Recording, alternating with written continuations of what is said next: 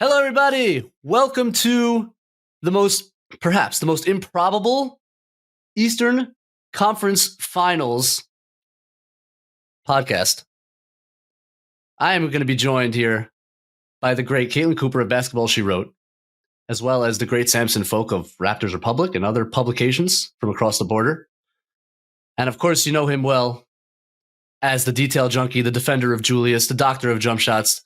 My man DJ Zullo is here with us as well. This is a KFS X's and O's special presentation where we have the privilege to be joined by Caitlin and Samson. You guys probably know Caitlin well. Basketball She Wrote, one of the great thinkers of our game, one of the great writers of our game, just a brilliant analyst of the game. And Samson, if you guys aren't familiar with Samson from like the IQ RJ Barrett, cross function New York, Toronto, they're basically a sideshow at this point from the New York Knicks. He should be, because he is the best there is at breaking down the Raptors and the NBA at large. He joins Caitlin during their playoff runs. They've been doing amazing work. So it is an honor for us, DJ, I speak on behalf of DJ as well, to have you guys with us to break down, again, what is maybe the most improbable Eastern Conference Finals in NBA history. Got to be close. And here we are. Pacers Knicks starts Wednesday night. We're recording this on a Sunday afternoon, so we're going to give a lot of time for people to digest. And we're going to talk about the X's and O's of the series. So how is everybody doing? Caitlin, we'll start with you. What's going on? Doing well. I was just reminiscing with Andrew before we started that at the end of our pregame pod in February, we both said, well, see you again next year. We don't anticipate doing this in the playoffs. So definitely wasn't anticipated on behalf of the two people that cover these two teams. It's unbelievable. Samson, what's cooking over there? How's Toronto? Doing good. Yeah, it's sunny out. It's nice. Also, Knicks fans might know me because my tweet gets every time OG does something funny in an interview, my tweet about the type of candor you're supposed to have in discussing things with him pops off. So people might have seen that. My advice on how to unriddle the unriddleable OG Anunoby. Unbelievable. He's the best. What a character. Yeah. Age, how we doing, buddy? Man, I'm just happy to be here. I am surrounded by three of the best basketball minds in the business. I'm super stoked about this series, and it's been a great day for me. Had a overpriced smoothie bowl with the kids, shot some hoops. I'm ready to go. I'm over caffeinated. Like this is really good times right now, and really happy to break down what should be a fascinating series with the three of you. Awesome. Oh, before Andrew gets mad at me, I should say this is presented by Fanatic Sportsbook. So there it is. I did it, Andrew. All right. So look, I think we all came to the table here with some kind of foundational questions about the series from a schematic standpoint. And so I think we'll just kind of take turns pitching a question, and then we'll go around the table and discuss how we think it's going to go, what the different adjustments might be throughout the series, and we'll take it from there. So Caitlin, let's start with you. What is kind of your number one question when you're looking at this series? Hit me with it. So mine comes from something that the Pacers actually never did during the regular season. So naturally, it seems like it applies greatly here. It's about Aaron Nesmith. So my question to the group is, which I wrote a long piece about this, but I want feedback from people who have watched the Knicks far more than I have. Should Aaron Nesmith guard Jalen Brunson or Karl-Anthony Towns? And to give some background on how I came to this question, in Game 3 last year of the Eastern Conference semifinals, the Pacers made the adjustment to put Aaron onto Jalen Brunson instead of Andrew Nembhard. At that point in time, Aaron Nesmith kind of got billed as the quote-unquote Jalen Brunson stopper. I would like to push back against that a little bit because that also coincided with Jalen Brunson's foot injury, number one. And number two, what I felt was more impactful is that Andrew Nembhard was available to be guarding in the gaps as their most impactful off-ball defender. And Pascal Siakam then, after OG Anunoby's injury, was roaming off of Precious Achiuwa a lot, which was allowing Aaron to press up closer to the ball. So these two teams are a lot different now. Game 1 of the regular season happens. Pascal more tethered to OG Anunoby. Jalen Brunson roaring to the Madison Square Garden crowd that he's asserting his dominance over Aaron Nesmith. Game 3 of the regular season happens, and the Pacers make a starting lineup change. Aaron Nesmith back in the starting lineup for the Pacers, opposite of Jalen Brunson. I think Benjy and I talked about this. It felt like Jalen Brunson really wanted to prove his dominance in that matchup at the beginning of the game at the expense of Karl-Anthony Towns, who was being guarded by the formidable front court of Thomas Bryant and Obi Toppin in that particular basketball game. To this point in time, long story short, Aaron has not guarded Karl Anthony Towns. By my eye, Karl Anthony Towns has been limited somewhat, both in terms of his involvement and his efficiency when he's been guarded by smaller players, in part because how the Knicks attack. So to all three of you, Aaron Nesmith, guarding Jalen Brunson or guarding Karl Anthony Towns? Samson?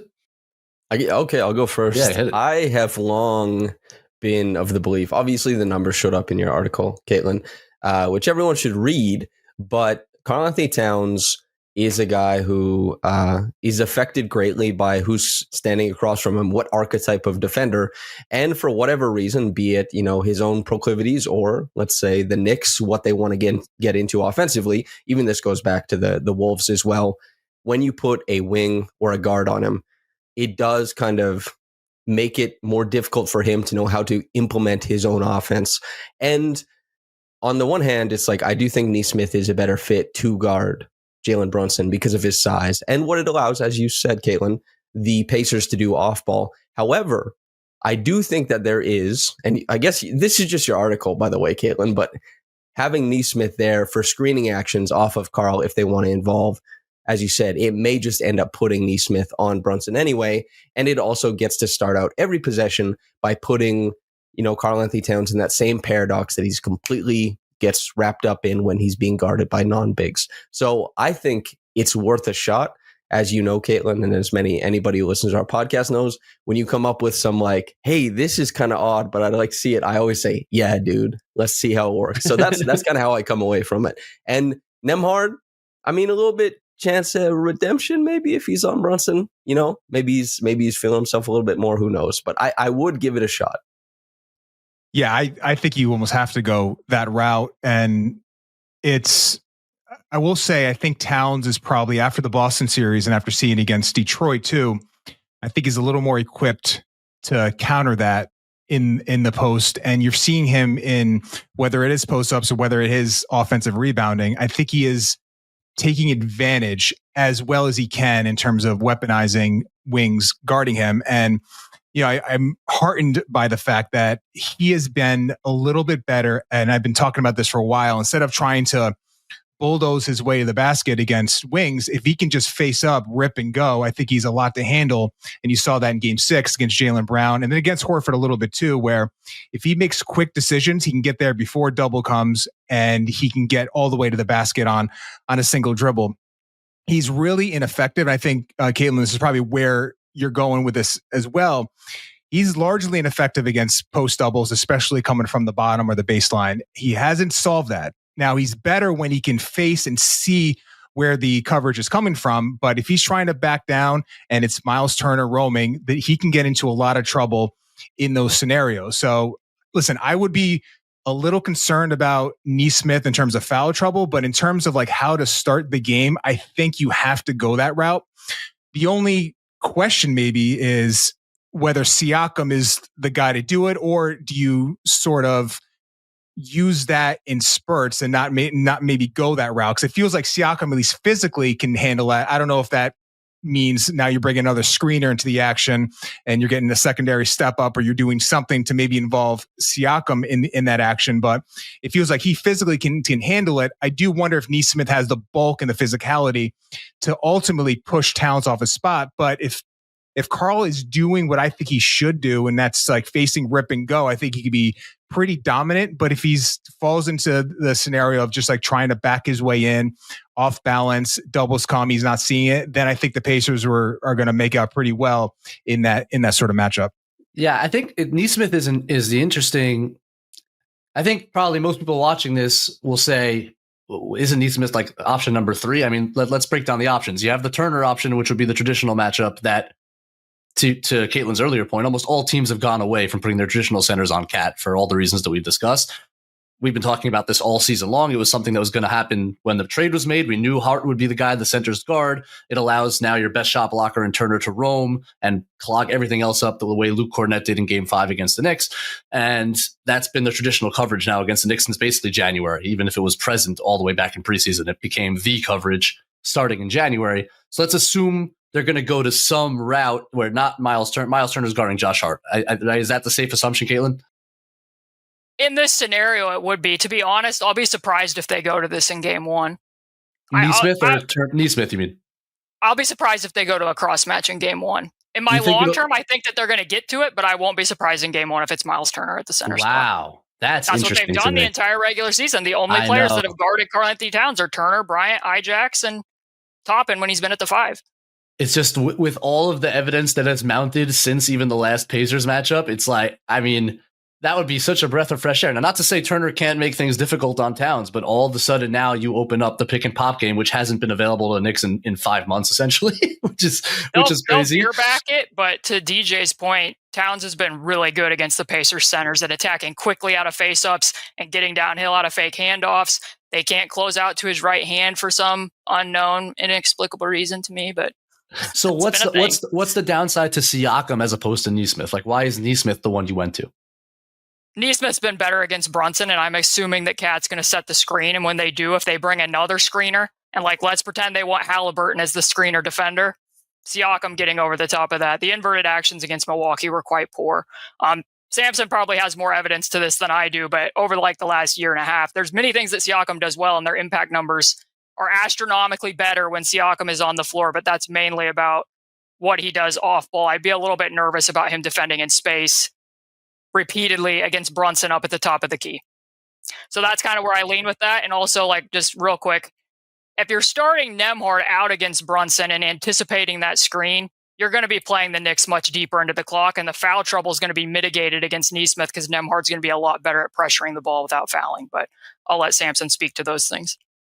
The late clock thing, when I was poking around, the Knicks are one of the best. I think they're a top 2 team in the playoffs so far at hitting shots at the back end, the last 4 seconds of the shot clock. That's obviously not predictive in the playoffs. It's just I had the stat in my head. So it's not predictive, but it's that's been a Knicks thing since Brunson came aboard. They are very comfortable there now. Sometimes too comfortable, if you're asking. I think DJ would agree with me, but they are very comfortable whittling the clock down and letting Brunson make a play at the end. Yeah.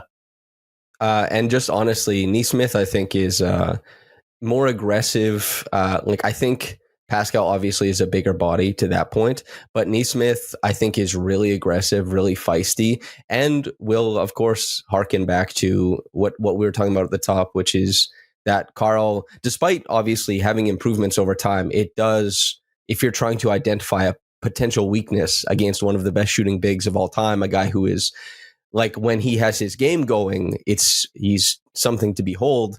Trying to put him a step back or kind of get him off rhythm, you do that. Now, obviously, Caitlin, I don't know if that happens in game one, but I do think that. And yeah, also when it progresses into later matchups with, screens, switching and all that kind of stuff, Pascal, I don't think you want Paul George up above the break, nimbly, bimbly, around everything. Yeah. Yeah, and the other thing is, and I think if you watch the series last year, Brunson obviously had a great game 1, solid game 2. I think his performance against Nembhard has been a little overrated in the sense that the shot making because he wasn't getting to the rim and he wasn't even getting into the paint a lot. It was a lot of left elbow, right elbow, just shooting over the top. And listen, he can do that against Nembhard, who lacks the size to really affect his shot, but it's still a 45 to 52% on the high end attempt in terms of the field goal percentage. So if he's making those shots at 52%, it's going to be a hard series for the Pacers. But if it's more in the range of, 45 to 48, I think you would live with that in the sense that you're not gaining so much you're not risking the foul trouble as much, Brunson getting to the line, and you're keeping him out of the paint for the most part. Because that's where I think Nembhard did a really good job last year at times, just keeping him walled off. It was just Brunson was so good in that intermediate mid-range area, just making really tough shots. I mean, they were fallaways, pivot aways, just a lot of shots that he was taking and making against a really good contest from Nembhard. So I think and you look at games 3 on, Brunson had a pretty inefficient finish to that series. So I think it would be, if I'm a Pacer fan, I feel a little more comfortable than I think the national media is suggesting regarding Nembhard just being cooked by Brunson in every game. I don't think that was really the case. It was some great shot making, but I don't know if it was sustainable shot making over a 6-7 game series. Nemhard's better at playing it contained, and Neesmith's a little bit more ambitious and certainly has the more length. For me, it's almost like through these 3 games in the regular season, they had more trouble containing Karl Anthony Towns than they did Brunson. And because of that, like just by the numbers, his touch is 19.2 per 100 possessions when he's defended by guards, 31.2 when he's defended by centers. It's a lot of like he gets marginalized. It's a lot of idle standing. So if the Pacers, I mean, if they can just get him standing next to Aaron Neesmith on the wing and they're funneling more through the Brunson, Josh Hart pick and roll, which is a capable action, I just think that you have to be happier with that if you're the Pacers than what they've seen through the 3 regular season games. Yeah, I that's why, I mean, if they do come out with Turner in game 1, and Caitlin, you know the team better than anybody, to me, that's a huge win for New York. Like, however many possessions you can get to before Carlisle realizes he has to make that switch is like a bonus, because most teams have both the Pistons and the Celtics almost came out game 1, first possession in that kind of coverage. So that'll be interesting. You know, just kind of like an offshoot of this, of course, is the Pacers full court pressure. Like, they are a team, probably more than any team in the league, that provides that 48-foot pressure. I am fascinated to see how the Knicks deal with that. What I thought was encouraging was in game 6, they started really, they began having a concerted effort screening at half court for Brunson, whether it was Hart, whether it was Cat, to just try to free him up. How much does Brunson even bring up the basketball and deal with all that pressure? That's gonna wear him down. And then McConnell comes in, and that Pacers second wave comes in, and they'll also apply all that pressure. The Knicks right now are 7 deep. So to me, that's kind of an interesting push and pull in the series, is how the Knicks deal with all of that pressure, the wear down on Brunson. Does Josh Hart bring up the ball a little bit? How do they free him with those step up screens high up the floor? What do you guys think there? And how are they going to, how do you think the Knicks should approach that to kind of break down that pressure a little bit? I can tell you that the Pacers kind of have a tendency to go overboard with overs when teams counter with the 3/4 court and half court screens. And sometimes that works in the offense's favor. Because if you're giving up an odd man advantage at 3/4 court, and Miles Turner's, sometimes they even have Miles Turner up at the level of those screens at half court, and he's having to cover that much ground. So sometimes I've seen that be fairly effective. They dialed some of that back against Milwaukee, which I thought was to their benefit, at least when Giannis was the bring up ball handler, which will certainly be different in this matchup. What Brunson does so well, like when it's not just using those screens, it's the fact that he can reject them with, he's so good at that. Get you one, now you're off balance. In game 6, you can watch, I would say 7 or 8 drives happen just on half-court screens that he rejected, and now the whole defense is trying to figure out who's covering. Is there going to be a scram switch somewhere? Like, how are they? And the Knicks got a ton of action out of that. I wonder if the Pacers will stay with it, if the Knicks can counter, and again, like, how much does Hart bring up the ball? Deej, what do you got on that? Yeah, well, I think it speaks to the overall, like, my big concern coming into the series of, you mentioned 7 guys, and Campaign technically is in the rotation, but he's getting spot minutes in the first half, if that. And it just feels like, considering the amount of ball pressure, considering the mental stress of having to get back on makes, misses, and to do that in that gauntlet for 48 minutes a night, playing 7 guys, you talk about the ball pressure. It feels like how the Knicks hold up if this series is extended 6-7 games. Like, what is this team going to look like towards the end of the series? And I think it's, of all the things we could talk about, the Knicks being at 7 guys and the Pacers going, 10 deep and playing with that pace and that fervor for that extended amount of time. It's the biggest question coming in. Can the Knicks withstand that, and how do they do it? I think it has to be some Brunson off ball. I think the advantage of having those screens set at half court or even deeper is that you can give Brunson a chance to get deep into the paint, which in the half court, when the Knicks offense has bogged down, it's been a lack of gravity on the on-ball creator, whether it's Bridges or whether it's Brunson. They need someone to get deep into the paint, not a paint touch where you're outside the restricted area. Are you creating a reaction by the defense? If you are setting screens at half court and you're playing odd man or even 4-on-4, I think you have a better chance with that sort of space to create those. And that could be an advantage for the Knicks. But again, we saw the amount of driving Brunson had to do in the Indiana series last year. That's a hard way to play. If you're setting those screens up and then your big is now whether it's Towns or Hart, is pretty much out of the play. You saw that with Hartenstein last year. You can set the screen there, but now your roll game is non-existent. You can play Turner in a drop, and you can corral, and you can keep the big out of the play. Now, how Brunson can attack that's where the Knicks will get the advantage. But it is a hard way to play offense, and if Brunson is driving that many times a night, and it's a lot of work, then you wonder how that can withstand over a long series. I think that's the biggest concern going into this for the Knicks from my perspective. Yeah, to that point, I think it is a huge swing in the series because the Knicks will be able to get opportunities with the ball in Brunson's hand. It's just about the totality of it. And it's like, can you do this repeatedly over the course of the game? And also, if you move the ball into Hart, like he might get pressed as well. Like the Pacers throw guys like there could be a few different guys who are still chasing him the whole time. And I do wonder if Brunson is able to be like, the efficacy of it is so good, as you say, like getting downhill 7-8 times in the past game, just like breaking down, getting into the paint because of it with the screen rejects. Can he move the Pacers away from that?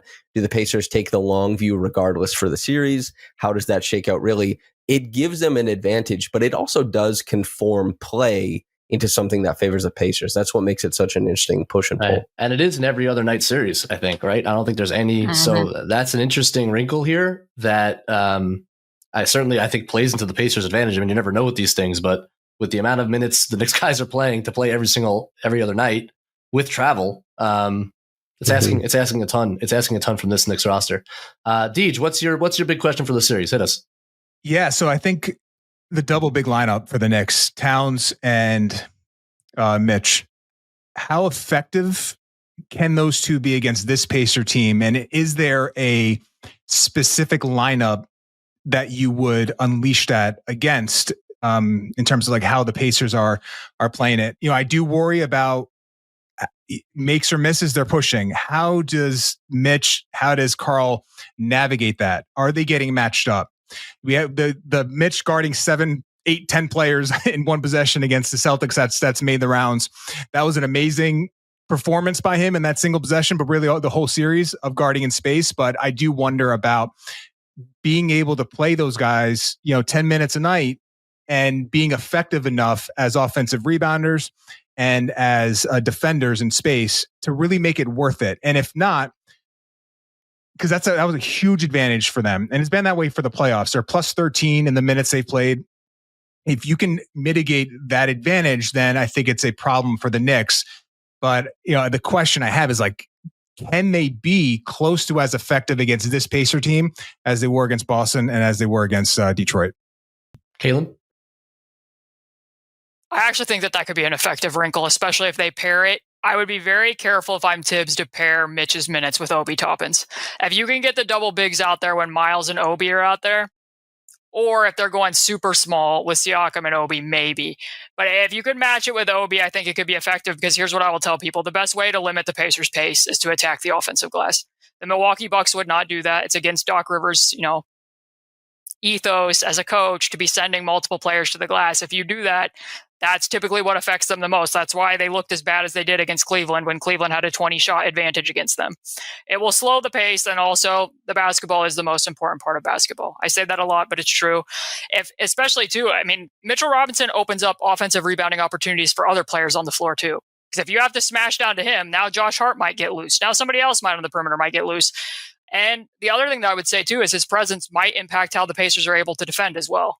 Because if they're very concerned about the offensive rebounding opportunities that the Knicks can get, they're not going to double Jalen Brunson. They may not even be that active doubling Karl-Anthony Towns in the post because they might think, we got to stay home. We're not going to try playing zone on those possessions because there's going to be too many holes. Like, he could be a coverage preventer. I don't know what words you want to say. Coverage deterrent in terms of what the Pacers are able to put out there. So I think it might be a little bit trickier if he's out there when Siakam is, because Siakam is a cross-match buster. And I'm guessing that they would probably try to put Mitchell Robinson onto Siakam and chance his shooting more than they'd be willing to chance Miles Turner shooting and having him guard the pick and pop. And Siakam can be pretty effective against those fives. And when he's defended by fives, they'll just use him as the screener instead. Like in Game 5 against the Cleveland Cavaliers, he set 26 screens for the Pacers. He was the most frequent screener for either team, which led to some pretty good things between he and Haliburton in the third quarter. So that's an aspect of it. They're very magnanimous with who they're willing to use as a screener and win, depending upon who's out on the court and where their advantages are going to be. Man, my guess would be that when Mitch is in there with Turner, he would guard Turner the same kind of way you thought that they'd start with Turner on Cat. Is that Tibbs, although he's gone a little less traditional in the last couple of series, to all of our, we're also proud of him. He's a pretty traditional guy, and so I don't know if he'll cross match to Siakam in that matchup. I actually would think to start he wouldn't, but that'll be an interesting wrinkle. I mean, but to your point, Mitchell Robinson in the playoffs has now rebounded over 20% of his team's misses. And that is absolutely absurd. He's rebounding a fifth of his team's misses. And you saw it in the Boston series when he came in for Josh Hart. It was like fascinating because Mitchell Robinson literally can't shoot a basketball. The gravity he had on those pick and rolls, just getting to the dunker spot as a roller, allowed Brunson to play one-on-one. Whereas when Josh Hart was a screener, he's a good offensive rebounder, obviously, but not a lob threat, not a at the rim offensive rebounding threat, more of a guy who crashes from the perimeter. His guy was just draped all over Brunson. He had nowhere to go, couldn't work one-on-one. So Robinson has that gravity as an offensive rebounder, not even as less as a roller and more as an offensive rebounder, which you got to stay attached to him on that baseline. And it's interesting how that might divert the matchups for the Pacers. Samson, anything on this aspect? I just want to kick it back. Is like when you see, obviously Mitchell Robinson pursues the glass, but when you're watching this, is the end goal is the best thing an isolation in just for Jalen Brunson to have room, or what? Was Boston creative in creating any type of stoppage there? Were there tags that overloaded and they're like, you know what, we're going to let the weak side have something open and still contain Brunson? Or is it just facing the front of the play constantly? Were there any other breakdowns that you guys were seeing that Mitch was able to, bring for the Knicks? Yeah, I to me it was DJ. You can speak to this as also. I think it was pretty front facing, and it was because of the Boston knew they had this. We can roam off Josh Hart at any time. Now Hart made them pay to some extent, which was very good, but I think it was almost like we can simplify everything else outside of that.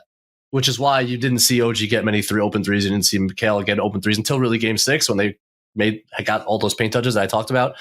But to me, it was we're going to limit the catch and shoot threes for the quote unquote good shooters. We're going to let Josh Hart have whatever he wants, and then we can simplify it that way. DJ, I don't know if you have any different. I think that's on point, and I think the Towns post ups with Mitch in the opposite dunker has been a nice feature because it whether it's Hart in the dunker or Hart spacing to the weak side corner, it just makes it harder for that big to double from the baseline, which, as I mentioned, has been the primary mode of scheming against Towns post-ups. And then Knicks they're trying to lean into that with their, and Benjy, you and I talked about this, where Towns is setting a pin in for Robinson to get to the other dunker spot, and that gives Towns, once he sets that dunker's pin in, really nice post position, which has been sort of a ongoing puzzle for the Knicks to solve, to almost force Towns to have solid position. And that's been nice. And then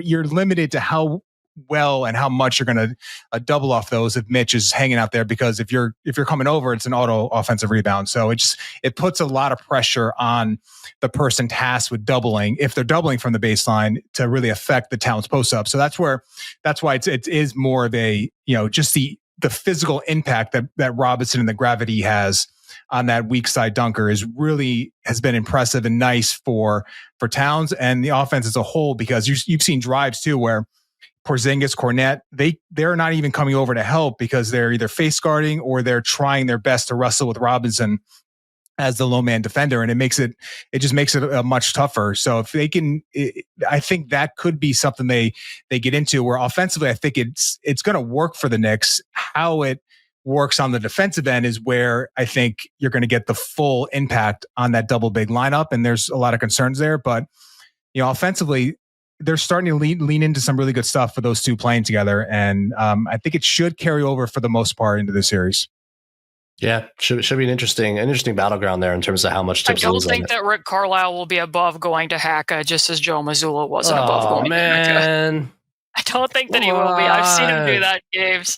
And they think that the rebounding concerns are that exaggerated. I don't think he will be above it. I'm just saying. That was such an interesting, it's like a side point, the fact that Mazzulla went to it as a heavy favorite, and it's not like the psychological element of that was interesting to me. I don't know. It's hard. This is something we can't really know, but like to go to something like that when you theoretically have the advantage in so many other areas of the game was just an interesting, and it's not like the Knicks were scoring in the half court early in the series either. So it wasn't like the points per possession threshold is pretty low. And so to be like, well, Mitchell Robinson, your free throws is even lower. Now, I don't think the Pacers necessarily have the same kind of tools in the half-court defense that the Celtics had. So maybe it's a better strategy for the Pacers. But the other thing it does to the Pacers is it takes away that pace a little bit. Now you're slowing the game down. Mitch is at the free throw line, and I don't know if that plays to their advantage. So but you think you'll see some of it, Caleb? I've seen him do it. I think that Jakob Poeltl took 17 free throw attempts against them one time when they played the Spurs. I've seen it. Not to bog us down in this too much, but we keep saying like help from the bottom or double from the bottom. What does it look like when Towns gets doubled from the top one pass away? What do you like? How is that process, and how do the Knicks form up off of that? I mean, it's obviously an easier read for him. I don't think there's a center or big in the NBA that can really make the double from the bottom read well. I think Jokic is the one because he doesn't even have to turn. He can have his back turned. Jokic just throws it backwards. Yeah, he just throws it backwards, and it's an alley-oop to Aaron Gordon. So I think for generally speaking, it's just obviously a harder pass to make, even when it's coming from above the top of the key. His process, he can get the pass off, but it's like he's not making the pass like when the defender is almost in the process of closing out. It's almost like they're preloaded and then they can close out in one direction. And he's so reluctant, Samson, and like it's the most frustrating thing. Like when they do send that double, it's like sometimes the most effective, easiest pass that actually generates the three is just to throw it to the entry passer. Like and then they swing it. And he just doesn't. He just wants to make a cool pass. I love him He'll so hold the ball out with his right hand. I love him and just so like much, hold it there and like look but at he that just wants to make a pass and spin around so badly. And so it is better. Like he'll find shooters out of that, and then the Knicks do a nice job of cutting off of it too. Like Hart will dart in from the wing, and he might get something out of that, or someone will cover that cut, and then the 45 cut, and then someone will pop to the other side. So like they'll get stuff out of that, and I think it's better than when they double from the baseline, but he's not the best at reading even that. The Pacers prefer to double from the top. That's what they almost exclusively do. They moved out of that against Giannis when they started using Gary Trent as the post-entry passer, and they started doubling from the weak side elbow instead. But if Neesmith's guarding Towns and they're fronting Towns, or they're going to a three-quarter court front against Towns, then they will double from the bottom. But that's interesting. They typically double from the top, though. All right, cool. Samson. It's kind of funny, even just in the structure of everything. It's like, the team's biggest fear is not always what the other team goes to, or at least the fan base, right? Or the analysts are like, this is bad. And the other team is like, we actually don't think is. But to switch it, because a lot of this has kind of been like, how do the Pacers try and solve the Knicks defensively? There is a bunch of stuff. Obviously, the Pacers are one of the best push-pace teams and transition teams, but they were one of the best, at least in the playoffs so far, at scoring in the half court. I'm interested, who is guarding Tyrese Haliburton? What type of screening actions do we see? Is OG Anunoby equivalent to Dean Wade? Like all this kind of stuff. I want to start there. I guess I'll ask you, Benjy, first. Who do you think is guarding Tyrese, and who do you think will be their most common screener to try and, I guess, loosen him up? I think Bridges will start on Tyrese, and I think it's less because Bridges is the best matchup for Tyrese and more because I think they're going to need OG on Siakam to try to eliminate that pressure point. Because I think the Knicks pick and roll coverage is such and inconsistent enough that if you have the pick and roll pressure point and you have a Siakam post up pressure point, they're just going to break down. Like they need to be able to say, you want to throw the ball to Siakam there, we're just going to play a one-on-one, and then the pick and roll stuff we'll have to sort out. So I just think that's how they'll start with Bridges on Haliburton, because I think that they're going to start traditionally with Cat on Miles Turner.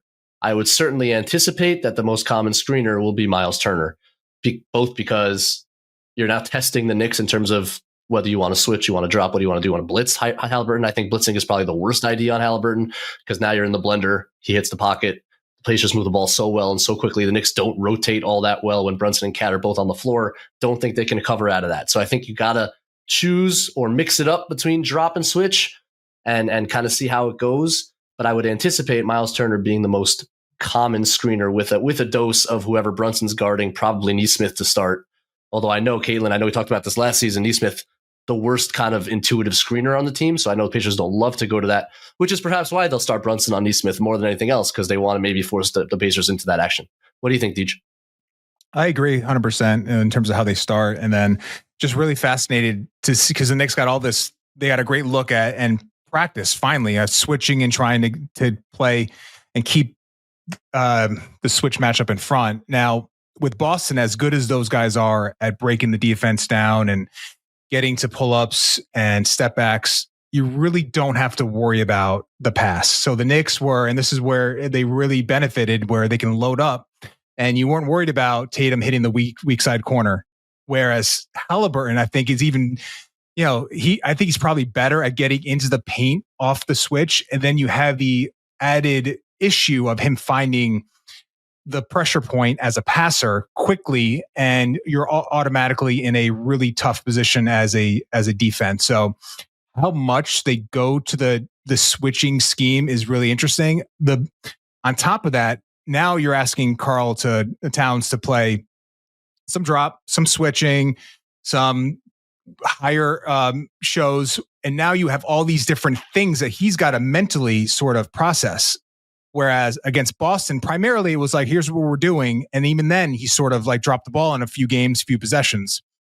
I think you have to simplify things for him, but I just don't know against this Pacer defense or offense. Can you do that? Like, he might have to just have 5 or 6 things that he's going to have to process on every possession. Like, here are our principles. Here's what we're trying to do. But can he kind of go through the checklist in his head and then execute those? Nope. Right. So that's the thing. So and I agree with you, Benjy. And that's where I think it's going to be very problematic for the Knicks if you're going to Mobley and Allen had a tough time. Yeah, it's hard. It's so hard, and I thought he impressed me offensively in terms of scoring and producing in the ecosystem that was not designed to take advantage of his skill set. I thought he came out of that with some really good things he can carry over offensively, but since game 1 of Detroit, I think the defensive performance from Towns has been really spotty at best. And that, of all the things we're talking about, like, how is he holding up and dealing with all the different things he's going to have to mentally navigate, saying nothing about the physical limitations? Man, I don't know. I'm interested to see how he handles it, but I'm really concerned about it. Caleb? I have a lot of thoughts here. A lot of things have been said. So blitz is not a good solution for the New York Knicks to play against Tyrese. It might look like it by the box score, and there might be some people that will be like, Tyrese only attempted 5 shots. This is terrible. I can tell you that when Tyrese passes out of a blitz, they are more effective than the number 1 pick and roll offense in the NBA by a wide margin. So I would not recommend that. I'll just put it that way. Switching is still the best thing to do against him. Weak to switch. Actually, the best thing to do against him is to use like Deuce McBride, face guard him the whole length of the court, try to force him left, and then try to switch it. That is what I would say is still probably the best. That being said, this playoff run is the best that I've seen Tyrese be at attacking switches, and not only just with how good he is at pre-reading like a scram and playing through the weak side corner with his preemptive reads, but also with his ability to drive those switches. By the end of game 5, Jarrett Allen wasn't on the floor anymore because they had bothered him enough. And when he's making his step back, Caitlin, it's like literally impossible. I mean, he was making him late in that series, and it's like, what do you do? Left to right crossover, now he's in the paint. And that being said, though, the Pacers scored 1.162 against the Knicks in drop this year. So they absolutely cooked the Knicks with Karl Anthony Towns playing drop.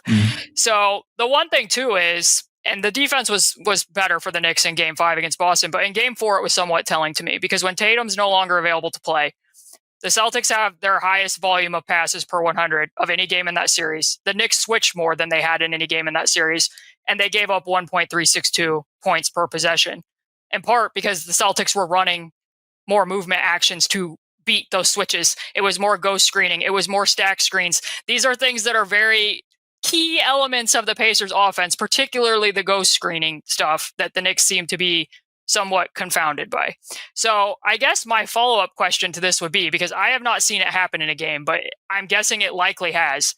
How often do they put OG Anunoby on the 5? Would they consider putting OG Anunoby on Miles Turner? Not enough. Yeah. Has it happened in this So, like, against the Horford-Porzingis lineups, I mean, depending on how you want to define that, they had OG at times on Porzingis and Cat on Horford, but that's not, they're both kind of stretch fives. They don't do it. They don't do it. They barely do it. Now, they're early in the season. There were a couple of matchups. I'm trying to remember which one. It was like, oh, here they go. Tibbs has OG on the 5, but it has barely happened. And as much as I wonder about, I guess the other issue I have with that cross match, if Towns is on Siakam, is I feel like Siakam is particularly effective at drawing fouls in the exact way that Cat is susceptible to committing them. It's like the lunges, the quick stops, they're just going to be a lot of hip checks. And Siakam, to his credit, is really good at kind of feeling that and then lunging out and drawing those fouls. It terrifies me. And he already had 4 fouls in every game against Boston. Like, it is going to be an issue. He will be in foul trouble, whether we like it or not. So maybe it doesn't actually matter who he guards. But the Siakam part of it scares me. The ability to shoot and then drive the closeout, and then Towns trying to reconnect to the drive is like just a recipe for fouling disaster. So I just don't think they're going to go to it a lot for those reasons, and just Tibbs being Tibbs. But I don't know, Deej, what do you think? I don't think they're going to go to it at all, to be honest with you. Yeah. So I think we're going to get sort of what we've been seeing, and it just puts a lot of pressure on Towns to hold up in ways that he hasn't consistently shown that he can do for a playoff series. He does it in spurts, but again, there are times where you'll get the fan base screaming, why is he in drop? Why is he in drop? Well, because he just decided on that possession that he was going to get to the level of the screen, and now he's got to play drop, and you're giving up Tatum open threes on pull-ups. So there's so many times where he is he's actively going against the design scheme in ways that you can see by how the person guarding the ball is. I would say he's passively going against the design screen more than actively. Yeah. So that's and it's just he mentally, it's just hard for him to engage in a way that where he's locked in for 38 minutes a night. So that's going to be where I think of all the swing moments of this series or swing performances, like how he's guarding the ball as a screen defender is going to be huge. So, Caitlin, assuming that's not the case, assuming that OG doesn't get any time, is there something you think the Knicks can do? Anything? OG on the 5 to me is a good idea in a vacuum, at least in some parts of the game. I just don't think they're going to go there. I actually don't think it's probably going to be that good of a solution, because if they put OG on Miles Turner, they'll just screen with Pascal instead. It's like I said, they'll just use Pascal as the screener more frequently, and Miles will just space to the ball side corner. Yeah. But the two things that I would say that you might have a chance with, but I do not know how long it would take Tibbs to be willing to do them, is have a change of heart, quote unquote, and start Deuce McBride instead of Josh Hart. Oh, kiss. Yeah. Because one way or another, no matter which way that the Pacers start, the Josh Hart possession is either going to be what I think that they might ultimately get to, which is Miles Turner providing passive size at the basket and roaming off with Nesmith doing the Karl-Anthony Towns cross match. But even if it isn't that, then it's going to be Pascal roaming off of him, which is Pascal's most natural defensive role, or it's going to be a hiding spot for Tyrese Haliburton. Those are the 3 things that are possible if he's in the starting lineup. That becomes a little bit more difficult, as we saw in the series last year, if it's Deuce McBride, because if Tyrese is guarding Deuce McBride, he can't do the whole I'm going to show and recover and then just peel off to the perimeter with somebody else taking Josh Hart rolling to the basket. It's a little bit harder to navigate like empty pick and pop actions between Brunson and McBride if Tyrese is the screener defender. So that alone gives you some incentive to do it. But also, like, as much as I respect OG Anunoby as a defender, which I do immensely, I wanted him to play for the Indiana Pacers. I don't think he's the ideal Tyrese Haliburton matchup. There's a reason why Nick Nurse didn't have OG Anunoby ever guard Tyrese. Darko didn't have OG Anunoby guard Tyrese. I think that if you can have somebody face guarding Tyrese the full length of the floor, despite the fact that this did not work for Cleveland, I think I would feel a little bit better. And as much as I like and appreciate Andrew Nembhard, it will shift more of the offense to Andrew Nembhard and to Miles Turner if that's what you do, despite the fact that Andrew Nembhard and Miles Turner are a top 4 pick and roll combination right now. That's how good they have been. Wow. So I guess my long-term thing here is I don't think there's a lot of good answers for how you stop the Pacers offense. I really don't. And the one that I think is the main one is something that the Knicks coach is very resistant to doing. So it's they actually did play the lineup in Game 6 for a certain amount of minutes, which they hadn't. I mean, I don't know. I don't have it in front of me in terms of the total minutes that lineup has played in the playoffs with Deuce in Hart's place, but it is very, very small, and the regular season is very, very small.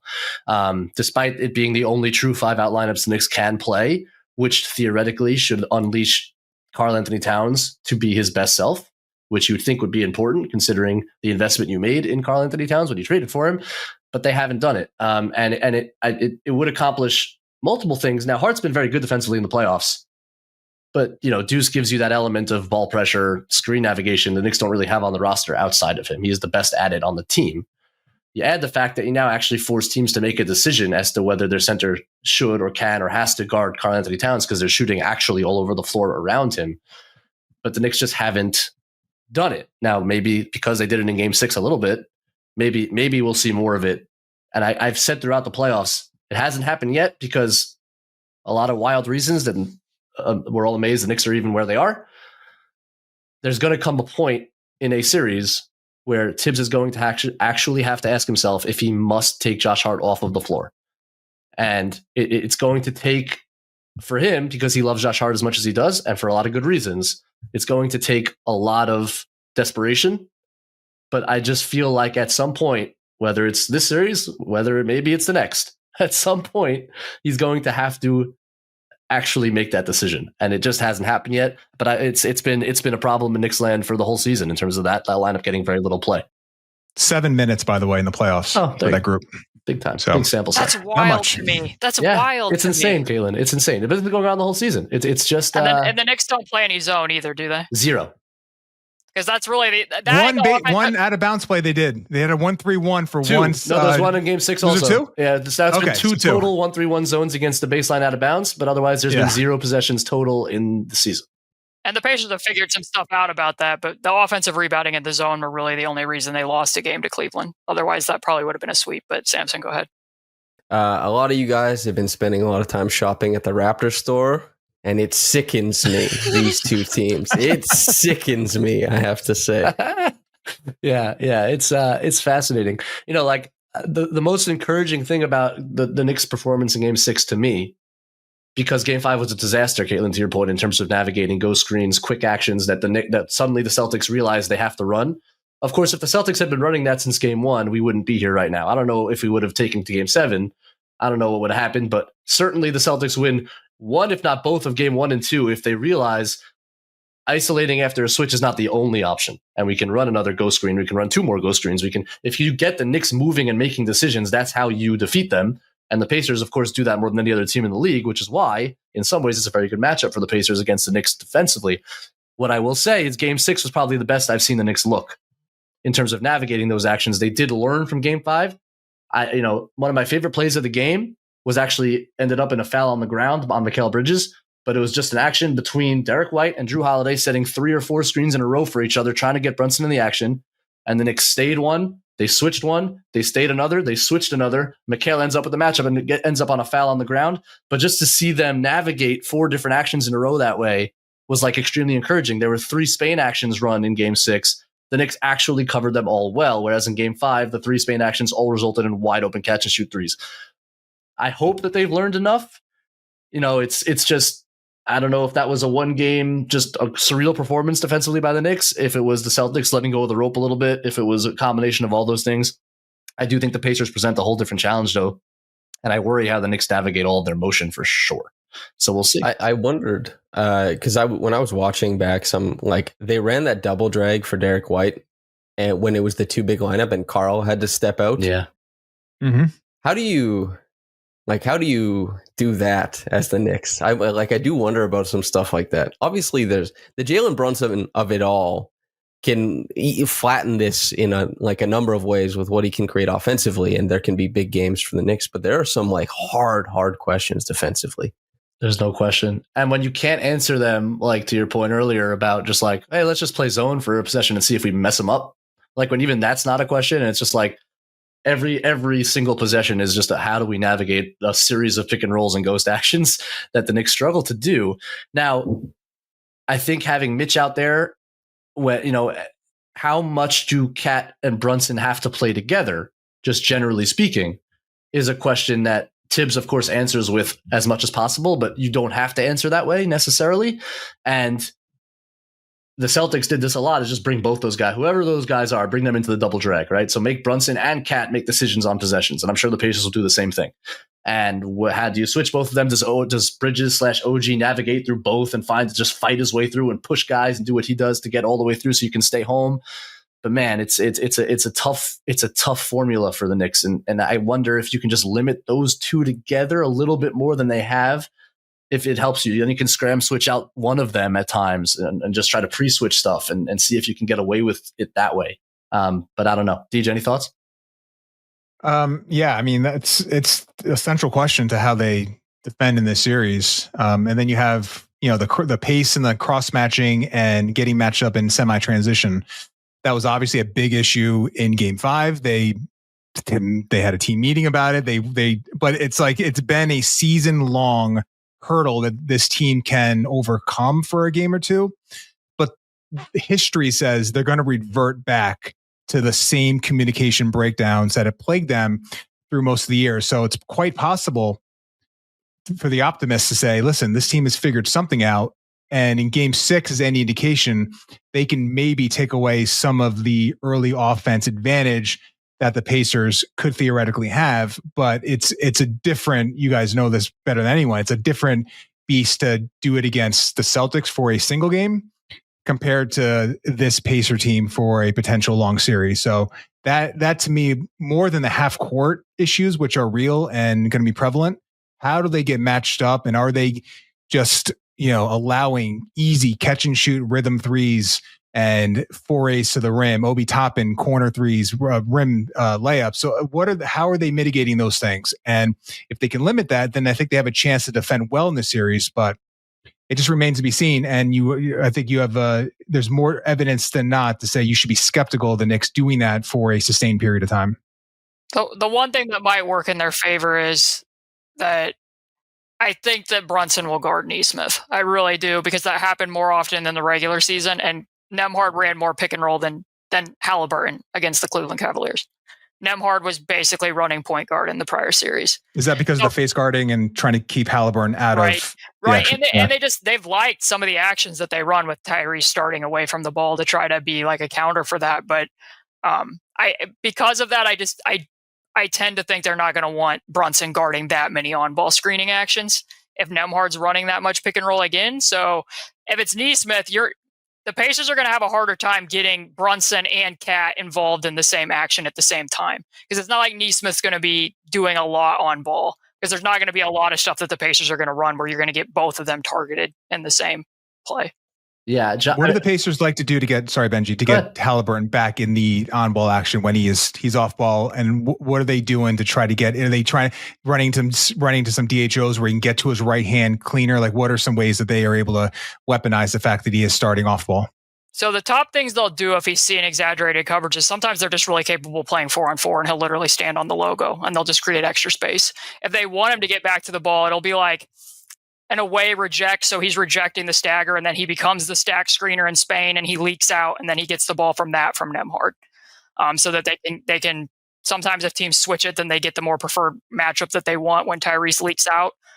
And yeah, I mean, they're typically using him as a screener in some way, shape, or form, and he's gotten more physical at that over the year, where he might, screen his own guy for Nembhard to get downhill. But it won't be much of Nesmith doing things on ball, except for like I said, in spot ups, attacking closeouts, those types of things. I have a question. So basically, the way this conversation is going and the way that teams guard Hart, you can infer that a Hart jumper is the desired outcome for a lot of teams if they can shape it that way. You guys, if you're trying to what is the desired outcome you guys have for a Pacers possession? I want to see, if I'm the Knicks, I want to see Haliburton dancing. And it's not a great solution because, but to me, when the Knicks can avoid rotations and the Knicks can stay out of that and try to be helpers in passing lanes, no matter who, whether it's on a switch, whether it's on the initial matchup, I think the only way they can slow this team, and I mean that both pace-wise and efficiency-wise, is to force Haliburton to create advantages one-on-one. That's how I see it. Yeah. And Rick Carlisle will be like, timeout, that's too many isolations. There you go. Right. So I think that's one of the number one things that'll lead to a timeout. They don't get back in transition. They give up more than one offensive rebound on a play. They've isolated twice in a row and they didn't score. Timeout. It's too many ISOs. There you go. These are, yeah.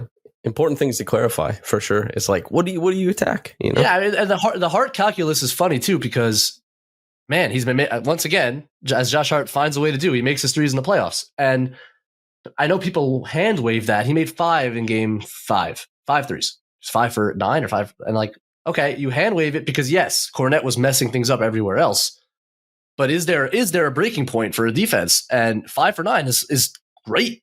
Like, and he made a couple again in game 6. Like, how willing are you actually?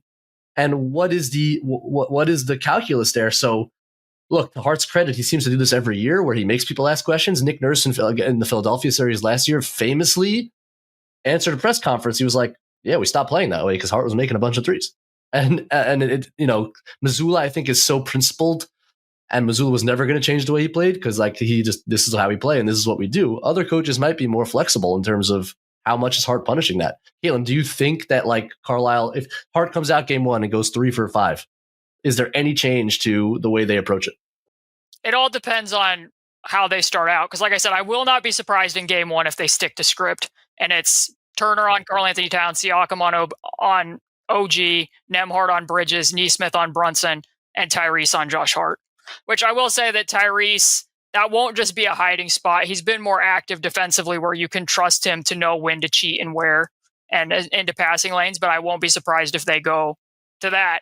I guess an interesting follow-up question to that, though, is if they progress beyond that and think, no, this isn't working because we need Nesmith to be able to press up closer to Brunson because of what happened in game 1 of the regular season, and we got to get somebody else roaming, whether that's Miles, whether that's Siakam. Who would you be more happy for Tyrese to guard? Mikal Bridges or OG Anunoby? Who would you be like, that's an advantage for the New York Knicks? More so. I mean, it'd probably be somewhat for both, but who would you be happier about? It's funny, Mikal, I don't think it would be a great advantage for him, to be completely honest. I think for Anunoby physically, especially with getting some early post-ups and transition seals, I think he can take advantage of that. And especially off there, like Chicago zoom action, where you can get him to his right hand. His drives are, and Samson, you know this better than anyone, his drives are always an adventure, but when he can get to his right hand, especially with a size advantage, it's usually pretty good. And then you can throw in this little step back from about the free throw line. It's reasonable efficiency there. So I think with Anunoby's finishing under the rim off 2 feet against a guy like Haliburton, I think you can maybe get some good stuff out of that. Hart and Towns are both really good at finding him in those situations. So I think that's where the Knicks could glean more advantage. With Mikal, I feel like he gets to the same shot diet regardless of who's defending him. It's a matter of if the ball goes in or not. So I think it's more of an OG thing where you can maybe take some advantage. Benji, what do you think of that? Yeah, I agree. And I think in the Celtics series, they didn't really like any of the OG matchups because White and Holiday are just bulldogs on the ball and like can force turnovers on OG to make the not worth kind of those little post entries in semi-transition. But Haliburton, they'll go to it. And especially if OG ends up on Haliburton on a switch and he's first out on transition, like he will seal and he will get down there and then make a play out of there with his little rip throughs and he draws fouls. He's pretty good at it. So I would say Mikal, my only hesitation there is that like Nesmith to Indiana, OG is the Knicks' least intuitive screener. That's what I was going to say.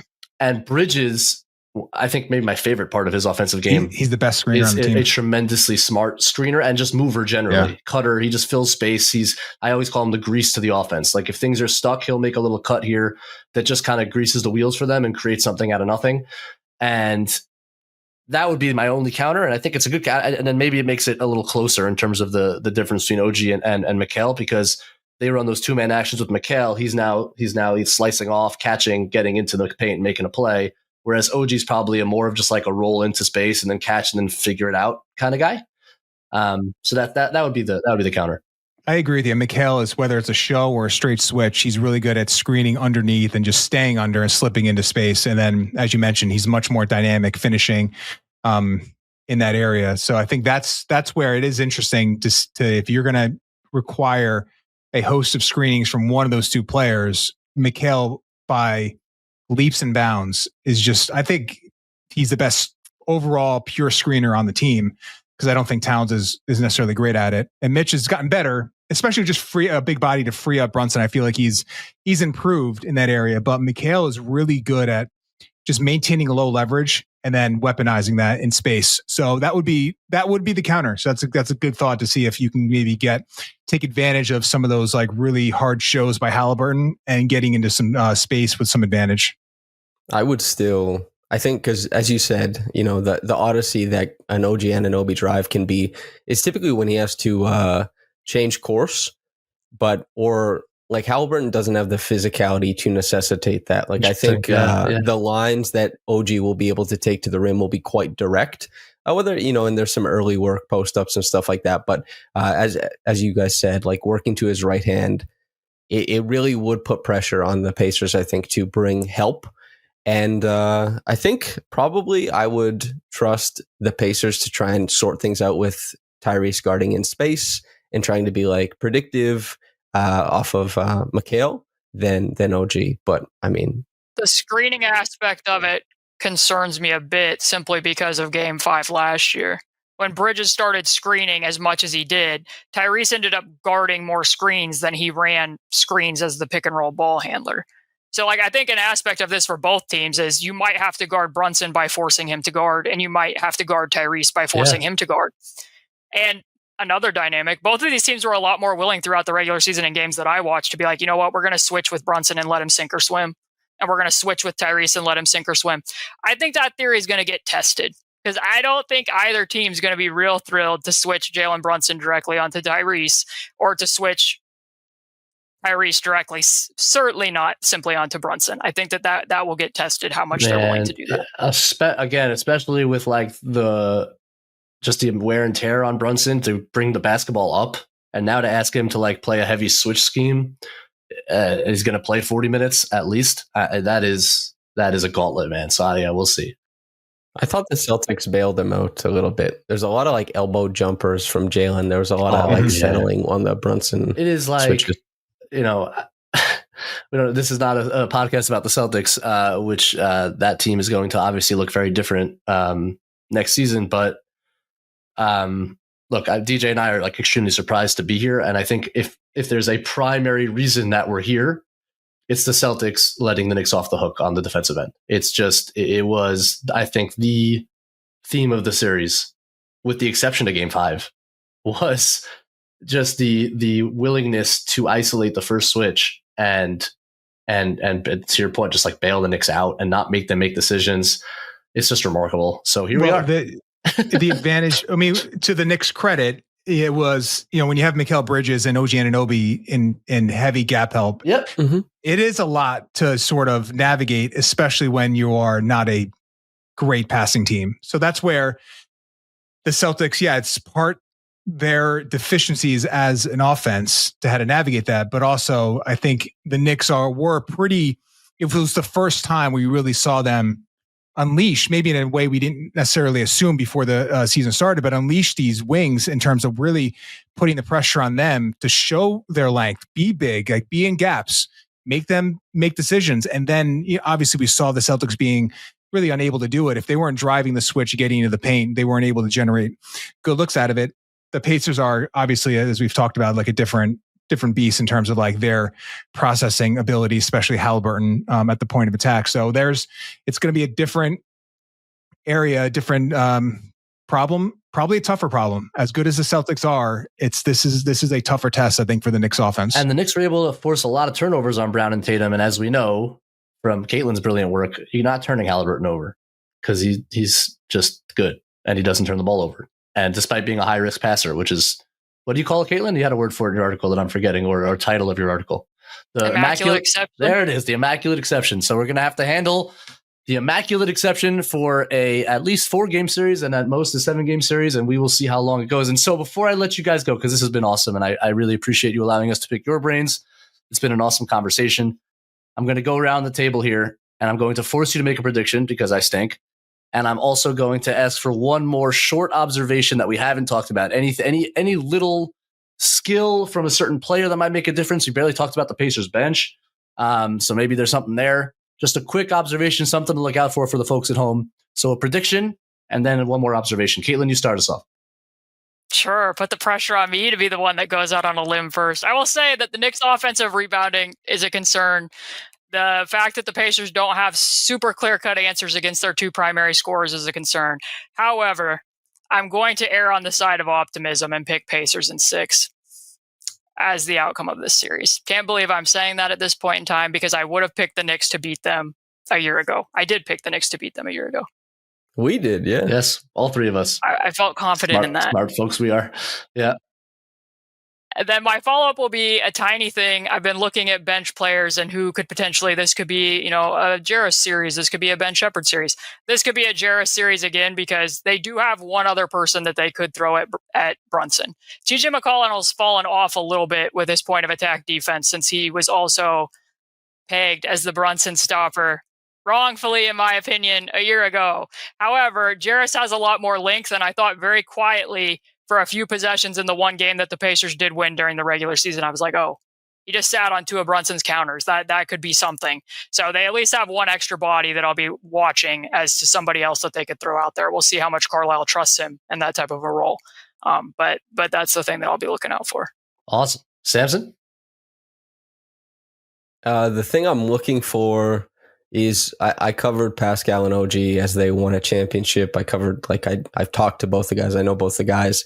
Kyle Lowry used to call them his beloveds. And so this in Toronto is known as the Beloved Bowl. So awesome. We've talked about, at no point during this conversation are we going to be like, how do you attack OG Anunoby? Because that's not what an offense wants to do ever. However, I assume there's going to be some possessions where it's not really Pascal guarding OG too often, but Pascal will try to score on OG. And I've watched it a lot in practices, and OG always had better practices than Pascal. And we didn't get to see it that much last year. I really want to see how that goes. And also, just for villainous reasons, Pacers in 7, Tyrese in the Garden again, some sort of legacy there. God. I guess we could go with that. Just kill me now. Did yeah, thing to watch, Deuce McBride went 12 for his last 24 in threes. He started to make shots in the Boston series to go along with his defense, to go along with what he brings as a floor spacer. He was always, his actual individual performance was always transcended by his impact in the lineups that he played in, but finally started to make shots. I think it's huge for this team that is only playing 7 guys. So hopefully he can continue that level of shooting. And Benjy, I'm glad you're going last here because this is going to be 3 for 3. I'm picking the Pacers, and I think I can't pick them in 7 because I don't want to do that to myself. So I'm going to pick them in 6. Let's go. I don't know how the Knicks at 7 guys manage a long, tough, physical, mentally draining series against this team, and it's going to break my heart again. But Pacers in 6. Did you say 7 guys? Because I haven't even talked about Precious Achua yet, Samson. Shall we? Shall we? Shall we? Is he the 8th guy? I mean, look, if you want some switchability on Haliburton, now, if you play him with Josh Hart, Tibbs, I will go over there and I will find you. Do not play him with Josh Hart. I will send him a thank you card if he sends it. But if there's foul trouble, I mean, he did very, very few spot minutes against the Celtics. It's not crazy to think he'll see some minutes here with foul trouble / hopefully not an injury, but whatever. I know Samson will be thrilled if that happens. I'm so glad that Caitlin touched on TJ McConnell because Knicks fans all over the world, whoever watching this, are going to be very upset that we haven't delved in onto one of the classic Knicks killers of the last 10 years, TJ McConnell. And I guess, just generally speaking, the substitution patterns is the kind of something I'm looking out for because Tibbs has a tendency to leave those starters out, especially in the third quarter for the first 6, 7, 8 minutes. And man, if the Pacers are subbing in and McConnell's bringing a wave and Obi's bringing his pace, the way those guys can play and you throw bodies, I think Tibbs has to be, even if it's 7 guys, which it might be, I think it's got to be earlier. You can't leave lineups out there. You can't not have fresh blood out there to deal with the Pacers' pace. So I am watching out for the substitution patterns. How does Tibbs handle that, keeping his guys somewhat fresh against a fresher, deeper basketball team? And prediction? I'll take Knicks in 7 because I'm a loser homer. Let's go, and I want to go out on a limb. So I'm going Knicks in 7, and we will see how it goes. So anyway, this has been amazing, guys. Thank you all three of you for being here. That's Caitlin Cooper, of course, from Basketball She Wrote. If you're not a subscriber, become a subscriber. If you're a Knicks fan, you should always be a subscriber because it's the best basketball content out there. If you're a Knicks fan who's not always going to be a subscriber, then subscribe for the series so that you have the best opposing view of this series that is out there. So if it's short-term money, please do that. Subscribe to Basketball She Wrote. Samson from Raptors Republic. Am I missing another publication or platform, Samson? I want to be careful. No, I'm very loyal to our end. So Samson's the the best there is covering the Raptors, and it has been amazing covering the Pacers as well. Samson, we're gonna have a conversation soon about RJ Barrett's offseason, but we don't have to do that now. There are some fascinating questions in Toronto who didn't do very well in the lottery, unfortunately, for the folks up north. Dude. And you all know DJ Zullo very, very, very well. I don't need to say any more about him. But guys, this has been amazing. And I look forward to talking to you guys more throughout the series. It should be a lot of fun. Enjoy the games, everybody. This has been a KFS X's and O's show. Oh, we should plug our Patreon, DJ. We have an opportunity. If you're a Pacers fan watching this and you want to deal with the best Knicks content out there for the series and beyond, please sign up for the Brunson tier of the Knicks Film School Patreon. You get all of my and DJ's work. We think it's good. We hope you'll hang out with us. So come do that. It is good. I subscribe to it. It's good.